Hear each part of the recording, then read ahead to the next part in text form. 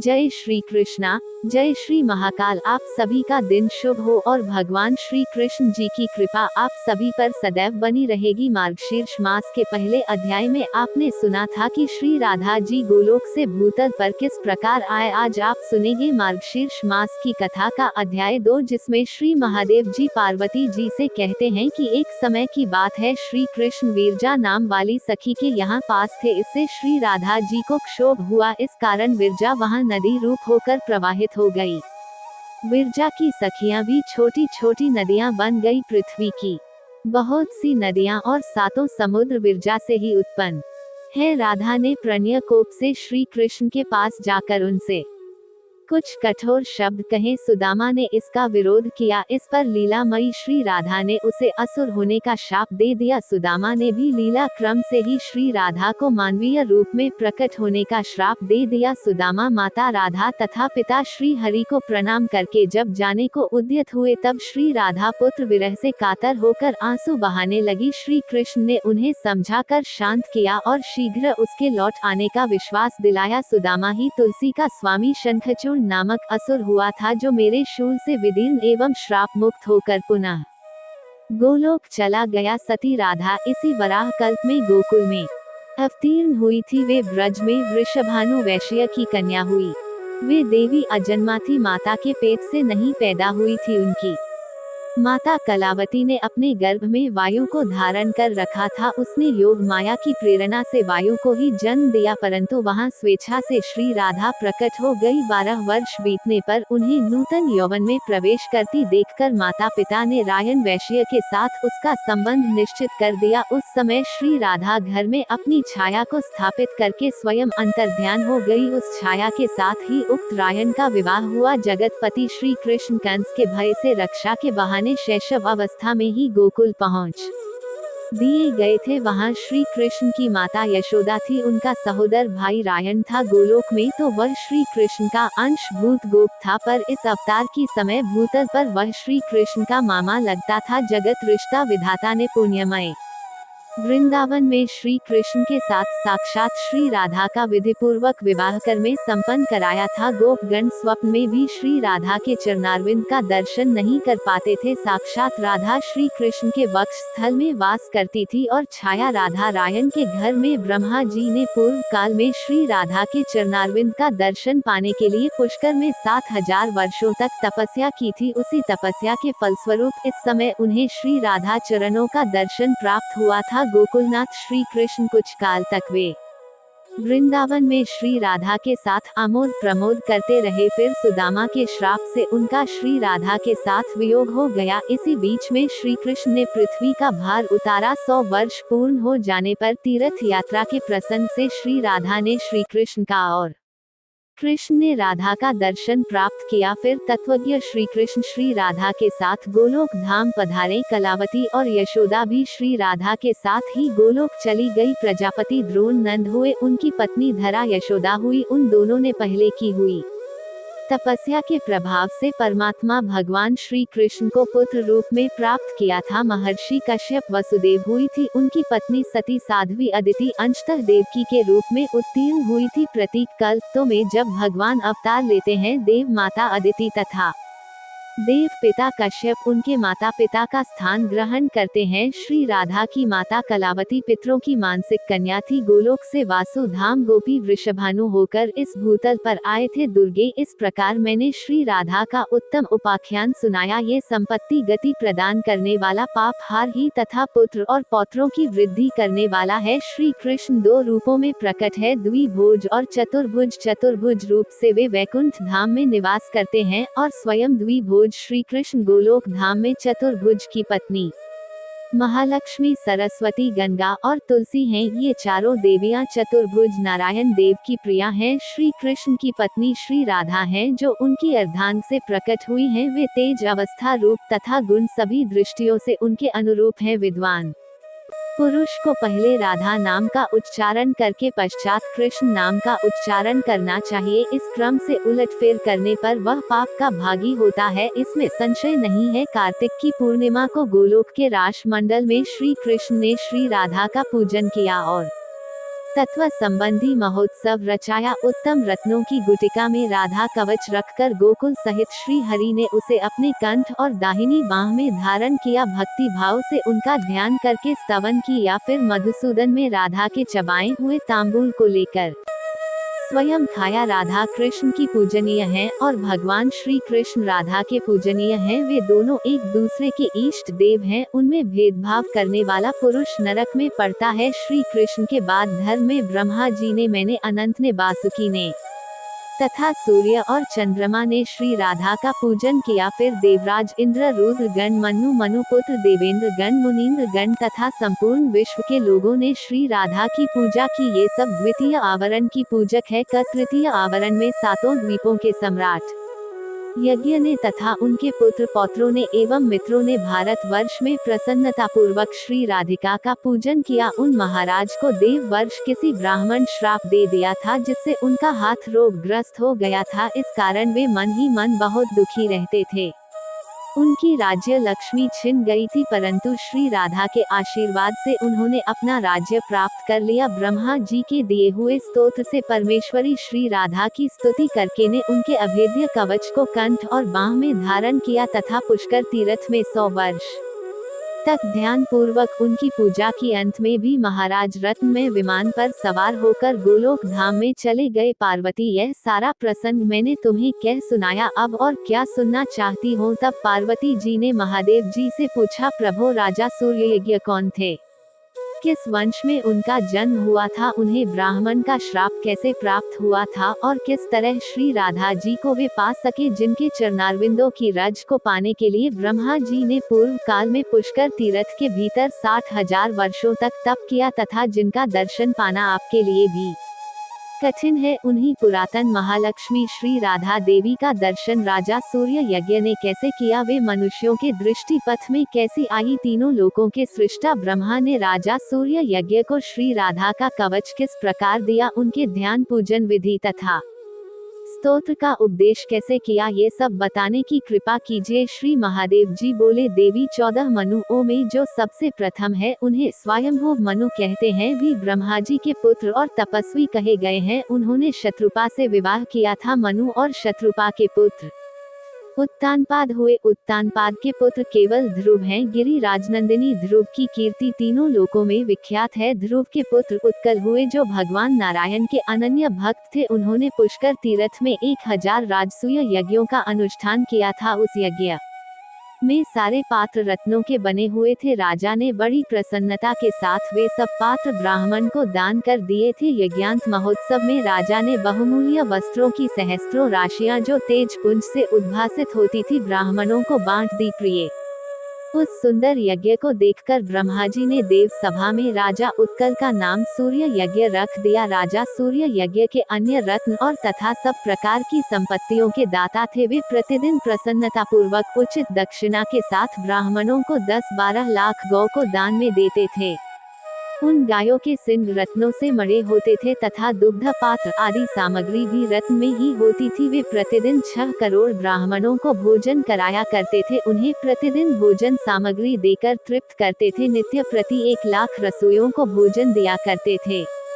रोटी, चावल, अन्य दाल आदि व्यंजन दही के साथ परोसे जाते थे। उस भोजन सामग्री में मांस का सर्वथा अभाव होता था। ब्राह्मण लोग भोजन के समय मनुवंशी राजा सूर्य यज्ञ की ही नहीं, उनके पितरों के भी स्तुति करते थे। सुंदरी यज्ञ के दिनों में तथा उसकी समाप्ति के दिन कुल मिलाकर 36 लाख करोड़ ब्राह्मणों ने अत्यंत तृप्ति पूर्वक 100 अन्य भोजन किया था। उन्होंने दक्षिणा में इतनी रत्न ग्रहण किए थे कि उन सबको अपने घर तक ले जाना उनके लिए असंभव हो गया था। कुछ तो उन्होंने शूद्रों को बांट दिया और कुछ रास्ते में छोड़ दिया। ब्राह्मण भोजन के अंत में राजा ने ब्राह्मण मित्रों को भी भोजन दिया। फिर वहां अन्य की सहस्त्रों राशियां शेष रह गई। इस प्रकार यज्ञ करके महाबाहो राजा सूर्य यज्ञ अपनी राज्यसभा में रमणीय रत्न सिंहासन पर बैठे हुए थे। वह सिंहासन रत्नों से निर्मित अनेक क्षत्रों से सुशोभित था। उसे अच्छी तरह सजाया गया था। उस पर चंदन आदि सुगंधित वस्तुओं का लेप हुआ था। वहाँ वसु वासव चंद्रमा इंद्र आदित्य गण मुनिवर नारद तथा बड़े बड़े देवता विराजमान थे। इसी समय वहाँ एक ब्राह्मण आया जो रोका और मलिन वस्त्र पहने था, उसके होंठ और तालू सूखे हुए थी। उसने मुस्कुराते हुए हाथ जोड़कर रत्न सिंहासन पर बैठे हुए पुष्पमाला और चंदन से चर्चित राजा को आशीर्वाद दिया। राजा ने भी ब्राह्मण को प्रणाम तो किया, किंतु वे अपने स्थान से उठी नहीं। उस सभा के सभासद भी ब्राह्मण की ओर देखकर खड़े नहीं हुए हैं, वे सभी थोड़ा थोड़ा हंसते रहे। तब वह श्रेष्ठ ब्राह्मण मुनियों और देवताओं को नमस्कार करके निरंकुश भाव से वहां खड़ा हो गया और क्रोध पूर्वक राजा को श्राप देता हुआ बोला, ओ पामाल, तू इस राज्य से दूर चला जा, श्रीहीन हो जा तथा शीघ्र ही गलित कोढ़ से युक्त बुद्धिहीन और उपद्रवों से ग्रस्त हो जाओ। ऐसा कहकर क्रोध से कांपता हुआ ब्राह्मण सभासदों को श्राप देने के लिए उद्यत हो गया। जो लोग वहां हंसे थे वे सब उठकर खड़े हो गए। उन सब ने अपने दोष का परिहार कर लिया, अतः उनकी ओर से ब्राह्मण का क्रोध जाता रहा। राजा उस ब्राह्मण को प्रणाम करके भय से कातर हो रोने लगा। वे व्यथित हृदय से सभा के बीच से बाहर निकले। तब गूढ़ रोकों वाले वे ब्राह्मण देवता भी ब्रह्मतेज से प्रकाशित होते हुए चल दिए। उनके पीछे पीछे भय से कातर हुए समस्त मुनि भी चले और बारंबार उच्च स्वर से पुकारने लगे, हे विप्र, ठहरो ठहरो। उन मुनियों के नाम इस प्रकार हैं, पुलह, पुलस्त्य, प्रचेता, भृगु, अंगिरा, मरीचि, कश्यप, वशिष्ठ, क्रतु, शुक्र, बृहस्पति, दुर्वासा, लोमश, गौतम, सनातन से नंदन, सनक, ऋषि, पाराशर ये तथा और भी पितर, अग्नि, हरि, प्रिय, दीपाल तथा समस्त देवता भी ब्राह्मण के पीछे पीछे चले। पार्वती उन नीति विशारद मुनियों ने ब्राह्मण को समझाया, एक स्थान पर ठहराया और क्रमशः उनसे नीति की बातें कहीं। पार्वती ने पूछा, ब्राह्मणों और ब्रह्मा जी के पुत्रों ने जो नीति के विद्वान थी उस समय उन ब्राह्मण देवता से नीति की कौन सी बात कही, यह मुझे बताने की कृपा करें। तब श्री महादेव जी बोले, सुमुखी, उस मुनि समुदाय ने स्तुति और विनय से ब्राह्मण को संतुष्ट करके कि क्रमशः इस प्रकार कहना आरंभ किया। सनत कुमार ने कहा, ब्राह्मण, तुम्हारे पीछे पीछे राजा की लक्ष्मी और कीर्ति भी चली आई है, सत्व, यश, सुशीलता, महान ऐश्वर्य, पितर, अग्नि और देवता भी राजा को श्रीहीन करके उनके घर से बाहर चले आए हैं। द्विज श्रेष्ठ, अब तुम संतुष्ट हो जाओ, क्योंकि ब्राह्मण शीघ्र ही संतुष्ट होने वाला कहा गया है। मुनि ब्राह्मणों का हृदय नवनीत के समान कोमल होता है, वह तपस्या में परिमार्जित होने के कारण अत्यंत निर्मल और शुद्ध होता है। अतः विप्रवर, अब क्षमा करो और राजभवन को पवित्र करो। जिसके घर से अतिथि निराश होकर लौट जाता है उसके देवता, पितर तथा अग्नि भी निराश होकर लौट जाते हैं, क्योंकि वहां अतिथि का सत्कार नहीं। इसलिए विप्रवर, क्षमा करो आओ और राजभवन को शुद्ध करो। पुलस्त जी, जो घर पर आए हुए अतिथियों को टेढ़ी आंखों से देखते हैं, उन्हें अतिथि अपना पाप देकर और उनके पुण्य लेकर चला जाते हैं। अतः तुम राजा के दोष को क्षमा कर दो और जहाँ आपकी प्रसन्नता है वहाँ आप चले जाइए। राजा अपने कर्म दोष से ही उठकर खड़े नहीं हुए थे, उनके उस दोष को तुम क्षमा कर दो। पुलह मुनि ने कहा, जो क्षत्रिय राज लक्ष्मी के मद से अथवा जो ब्राह्मण विद्या के मद से किसी ब्राह्मण का अपमान करता है वह क्षत्रिय श्रीहीन होता है तथा वह ब्राह्मण त्रिकाल संध्या से शून्य हो जाता है। वे दोनों ही एकादशी व्रत तथा भगवान विष्णु के नैवेद्य से वंचित हो जाते हैं। क्रतु बोले, ब्राह्मण, क्षत्रिय, वैश्य अथवा शूद्र कोई भी क्यों न हो, जो ब्राह्मण का अपमान करता है वह दीक्षा के पुण्य और अधिकार से भ्रष्ट हो जाता है। इतना ही नहीं, उसका धन नष्ट हो जाता है तथा वह पुत्र पत्नी से भी हीन हो जाता है। ये एक अटल सत्य है। अतः भगवान, शर्मा करो आओ और राजा के घर को पवित्र करो। अंगिरा ने कहा, जो ज्ञानवान ब्राह्मण होकर किसी ब्राह्मण का अपमान करता है वह भारत वर्ष में 7 जन्मों तक सवारी धोने वाला बैल होता है।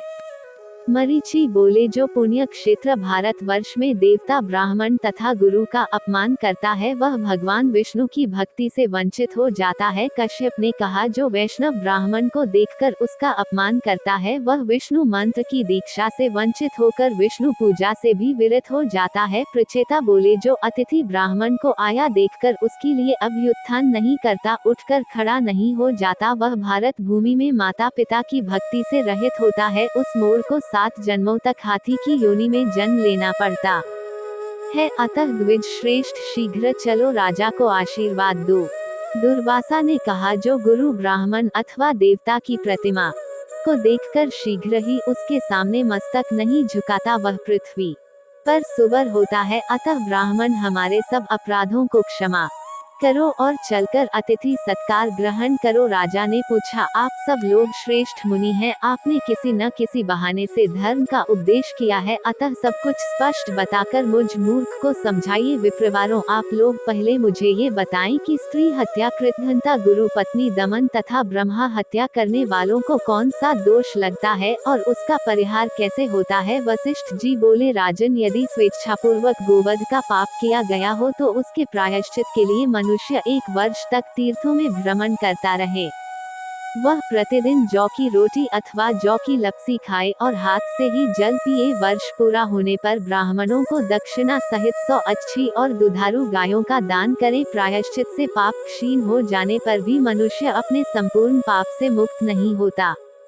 जो पाप शेष रह जाता है उसी के फल से वह दुखी एवं चांडाल होता है। यदि साक्षात गोवध आदि न होकर उसके सम्मान बताया गया कोई पाप कर्म बन गया हो तो उसमें साक्षात की हुई हत्या से आधा फल भोगना पड़ता है। अनुकूल स्वरूप से प्रायश्चित से उस हत्या का पाप यद्यपि क्षीण हो जाता है तथापि उससे पूर्णतया छुटकारा नहीं मिलता। शुक्र ने कहा, स्त्री की हत्या करने पर निश्चय ही गोहत्या से 2 गुना पाप लगता है। स्त्री का हत्यारा हजारों वर्षों तक कालसूत्र नामक नरक में निवास करता है। फिर वह महापापी मानव 7 जन्मों तक सूअर और 7 जन्मों तक सर्प होता है। इसके बाद उसकी शुद्धि होती है। बृहस्पति बोले, स्त्री हत्या से 2 गुना पाप लगता है। ब्रह्म हत्या में ब्रह्मा हत्यारा 1 लाख वर्षों तक निश्चय ही महाभयंकर कुंभीपाक नरक में निवास करता है। फिर उस महापापी को 100 वर्षों तक विष्ठा का कीड़ा होना पड़ता है। इसके बाद 7 जन्मों तक सर्प को होकर वह उस पाप से शुद्ध होता है। गौतम ने कहा, राजेंद्र, कृतघ्न को ब्रह्म हत्या से 4 पाप लगता है। वेद में अवश्य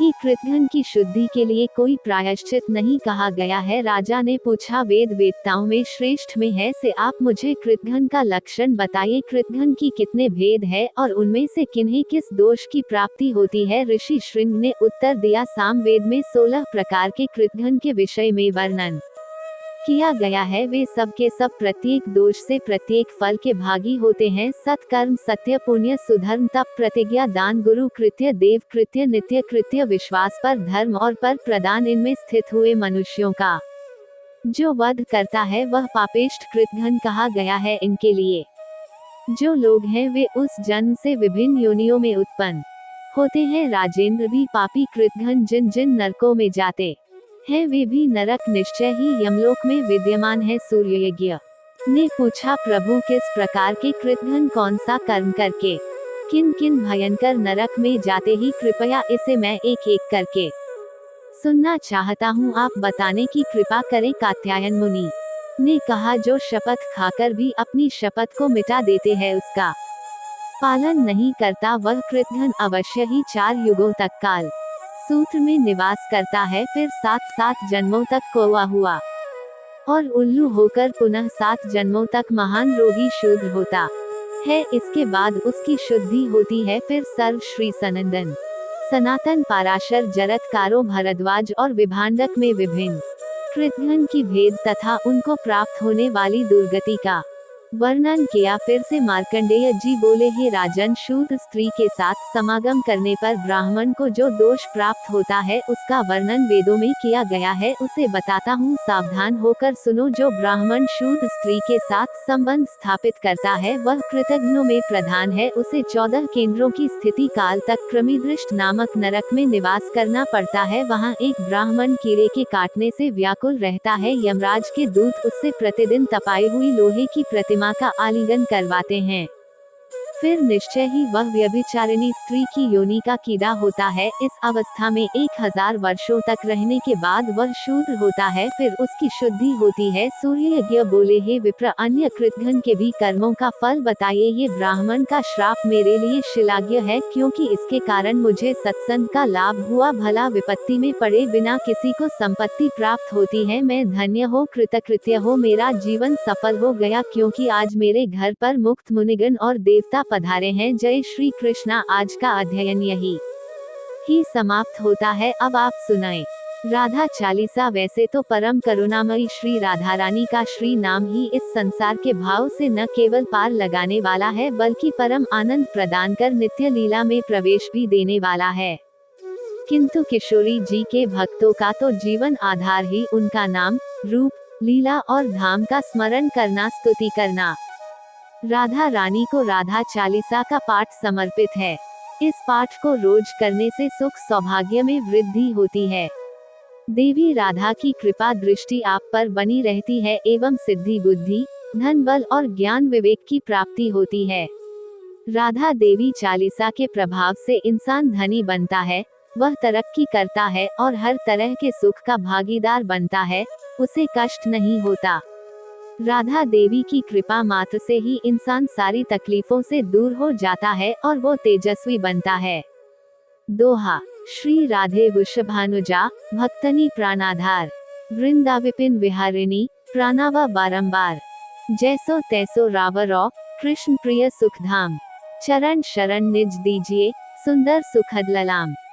चौपाई। जय वृषभान कुंवारी श्री श्यामा, कीर्ति नंदिनी शोभा धामा, नित्य विहारिणी श्याम अधर, अमित बोध मंगल दातार, रास विहारिणी रस विस्तारिण, सहचरी सुभाग यूथ मन भावनी, नित्य किशोरी राधा गोरी, श्याम प्रन्नाधन अति जया भूरी, करुणा सागरी हिय उमंगिनी, ललितादिक सखियां की संगनी, दिनकर कन्या कुल विहारिणी, कृष्ण प्रण प्रिय हिय हुलस्वानी, नित्य श्याम तुम्हारो गुण गावें, श्री राधा राधा कही हर्षवाही, मुरली में नित नाम उचारें, तुम कारण लीला वपु धरें, प्रेमा स्वरूपिणी अति सुकुमारी, श्याम प्रिय वृषभानु दुलारी, नवल किशोरी अति छवि लगई धामा, द्युति लघु लाग कोटि रति कामा, गौरांगी शशि निंदक वदना, सुभाग चपल अनियारे नैना, जावक युत पद पंकज चरण, नूपुर ध्वनि प्रीतम मनहारना, संतता सहचरी सेवा करही, महामोद मंगल मन भरही, रसिकन जीवन प्रण अधर, राधा नाम सकल सुख सारा, अगम अगोचर नित्य स्वरूप, ध्यान धर्त निषिदिन ब्रज भूपा, उपजेउ जासो अंश गुण खानी, कोटिन उमा राम रमणी, नित्य धाम गोलोक बिहारिणी, जन रक्षक दुख दोष नासवानी, शिव अज मुनि संकादिक नारद, पार न पायम शेष अरु शरद, राधा शुभ गुण रूप उजारी, निरखी प्रसन्न होठ बनवारी, ब्रज जीवन धन राधा रानी, महिमा अमित न जय बखानी, प्रीतम संग दिए गल बाही, बिहारता नित वृंदावन माही, राधा कृष्ण कृष्ण कहे राधा, एक रूप दो प्रीति अगाधा, श्री राधा मोहन मनहरनी, जन सुख प्रदा प्रफुल्लित बदनी, कोटिक रूप धरे नंद नंदा, दरश करन हित गोकुल चंदा, रास केली कर तुम्हें रिझावें, मान करो जब अति दुख पावें, प्रफुल्लित होठ दरश जब पावें, विविध भांति नित विनय सुनावें, वृंदरण्य विहारिणी श्यामा, नाम लेत पूरण सब कामा, कोटिन यज्ञ तपस्या करुहु, विविध नेम व्रत हिय में धरहु, तरु न श्याम भक्त ही अहिनावें, जब लगी राधा नाम न गावें, वृंदा विपिन स्वामिनी राधा, लीला वपु तब अमित अगाधा, स्वयं कृष्ण पावे नहीं पारा, और तुम्हें को जानन हारा, श्री राधा रस प्रीति अभेदा, सादर गान करत नित वेदा, राधा त्यागी कृष्ण को भाजे हैं, ते सपने हूँ जग जल्दी न तरे हैं, कीर्ति कुमारी हूँ वारी राधा, सुमिरत सकल मिठी भव बाधा, नाम अमंगल मूल नसावन, त्रिविध ताप हर हरि मन भवानी, राधा नाम ले जो कोई, सहज ही दामोदर वश हुई, राधा नाम परम सुखदाई, भजतहि कृपा करे यदुराय, यशुमती नंदन पीछे फिरे है, जो को राधा नाम सुमिरे है, रास विहारिणी श्यामा प्यारी, करुहु कृपा बरसाने वारी, वृंदावन है शरण तुम्हारी, जय जय जय वृषभानु दुलारी। दोहा। श्री राधा सर्वेश्वरी, रसिकेश्वर घनश्याम, करहूँ निरंतर वास में, श्री वृंदावन धाम। प्रेम से बोलिए भगवान श्री कृष्ण की जय, गौमाता की जय। इसके आगे का वृतांत आप अगले अध्याय में सुनेंगे। आपको आज की कथा पसंद आए तो वीडियो को लाइक करें, कहानी को शेयर करें, कमेंट में भगवान श्री राधे कृष्ण की जय लिखना न भूले।